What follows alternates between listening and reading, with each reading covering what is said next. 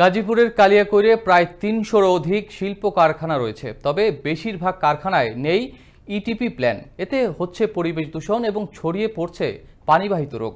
অভিযোগ রয়েছে সরকারি ঊর্ধ্বতন কর্মকর্তা পরিদর্শনে এলে লোক দেখানোর জন্য কয়েক ঘন্টা ওই ইটিপি প্ল্যান ব্যবহার করে কারখানা কর্তৃপক্ষ।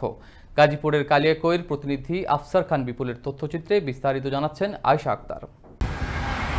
গাজীপুরের কালিয়াকৈর চন্দ্রা কালামপুর আদর্শপাড়া এলাকায় সিপি সহ কয়েকটি কারখানার কেমিক্যালযুক্ত বিষাক্ত কালো দূষিত পানির কারণে জনজীবন ও বন বিভাগের শাল গাছ পড়ছে হুমকির মুখে। ইটিপি প্ল্যান বাস্তবায়ন না করে সরাসরি সীমানা প্রাচীরের নিচ দিয়ে গর্ত করে দূষিত ও বিষাক্ত পানি ছেড়ে দিচ্ছে গ্রামবাসীর সম্মুখে। এতে সৃষ্টি হচ্ছে জলাবদ্ধতার। একটু বৃষ্টিতেই বিষাক্ত পানি প্রবেশ করছে ঘরে, দেখা দিচ্ছে বিভিন্ন রোগ জীবাণুর। নোংরা পানির মধ্যে আমরা ডুবে আছি।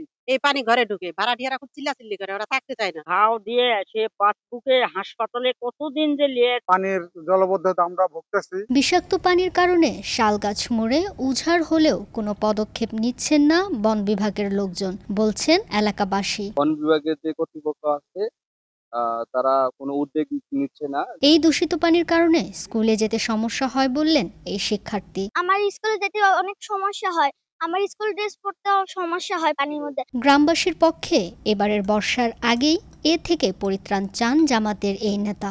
আমাদের কাছে বিশেষ করে আবেদন যে যাতে আমরা যে বর্ষার সিজন আসছে এই সিজনের জন্য আমাদের পানি নিষ্কাশনের ব্যবস্থা করেন। ইতোমধ্যে সিপি কারখানাকে কারণ দর্শানোর নোটিশ দেওয়া হয়েছে বলে জানালেন এই কর্মকর্তা। তো এটার জন্য আমরা সিপি কে যে ট্রেড লাইসেন্সের মধ্যে তাতে বলা আছে যে পরিবেশ দূষণ হতে পারে এরকম কোনো কাজ করা যাবে না। তো তাদেরকে ফোকাস করা হয়েছে, যদি তারা ট্রেড লাইসেন্সের শর্ত মেনে এখানে বিজনেস করতে পারে তাহলে থাকে, আদারওয়াইজ আমরা তাদের প্রয়োজনে যদি পৌর কাউন্সিল মনে করে পরিবেশের সাথে আমাদের ট্রেড লাইসেন্স ক্যান্সেল করে সেটা আমরা করব। শিল্প কারখানাগুলোর বিষাক্ত কালো কেমিক্যালযুক্ত পানি সরাসরি জনসম্মুখে না ফেলে ইটিপি প্ল্যান ব্যবহার করে ড্রেনেজ ব্যবস্থার মাধ্যমে নিষ্কাশনের দাবি সচেতন মহলের।